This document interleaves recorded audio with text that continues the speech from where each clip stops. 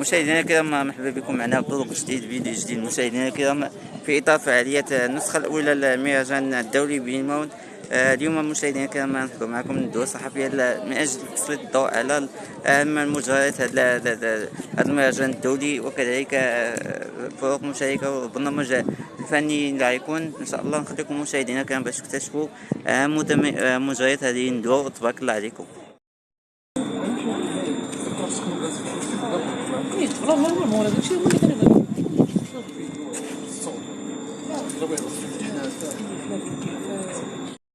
في 2014 تم التعبير حرفيا على أن يتم الارتقاء بالكرنفال الذي جرى في شارع محمد الخامس بإسكان إلى مستوى أعلى في أكادير، وتقريبه بتلك الطريقة إلى العالمية بتقريبه إلى السواحي وغيرهم. وفعلا تم جلب بعض السواحي إلى أكادير وإلى إسكان عفوا آنذاك، تتخلله كذلك.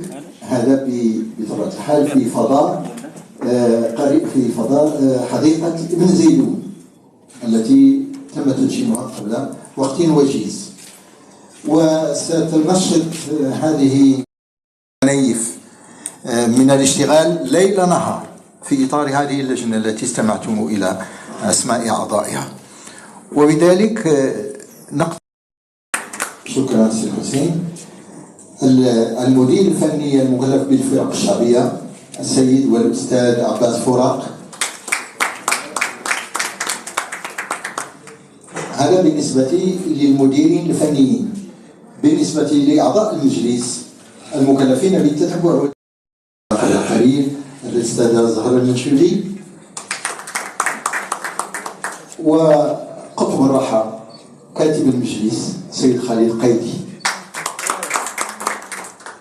أعضاء الفريق حسب تخصصات ما كان لهذا الفريق الذي ذكرته قبل أن يكون تتخلله كذلك. هذا بطبيعة الحال في فضاء قريب، في فضاء حديقة ابن زيدون التي تم تدشينها قبل وقت نفس التوجه وبدعم منهم.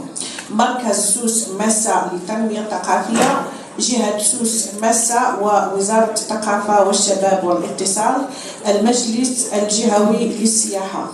وهي مناسبة لأتقدم باسم المجلس بالشكر. يجب أن نعلم أن أي إطار دولي ظاهرة كما كانت في بدايتها أو في دورتها الأولى، نعرف جيدا أنه عندما نعطيها الطابع الدولي أو الصبغة الدولية على الأقل تكون ولو مشاركة واحدة خارج الوطن، يعني بما أنه هناك نتحدث عن الرغبات ديال السيد الرئيس اللي هي انسجمت بشكل تام مع ما جاء في اللقاءات التشاوريه اللي كنا كنوجدوا البرنامج العمل الجماعي ديالنا، سواء مع الشخصيات المرجعيه في اطار الامازيغيه او في الثقافه والفن والابداع، اننا نديروا هذا المهرجان ديالنا. اليوم هذه الاراده كاينه بطبيعه الحال.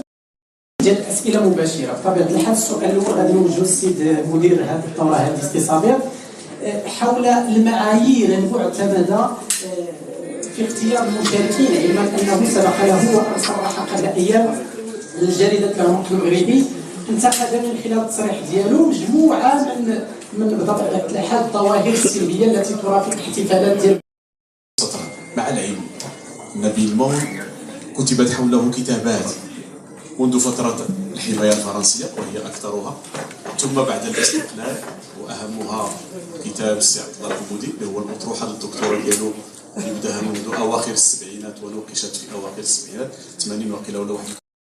يجب أن نعلم أن أي إطار دولي ظاهرة كما كانت في بدايتها أو في دورتها الأولى، نعرف جيدا أنه عندما نعطيها الطابع الدولي أو الصبغة الدولية على الأقل تكون ولو مشاركة واحدة خارج الوطن، يعني بما أنه هناك نتحدث عن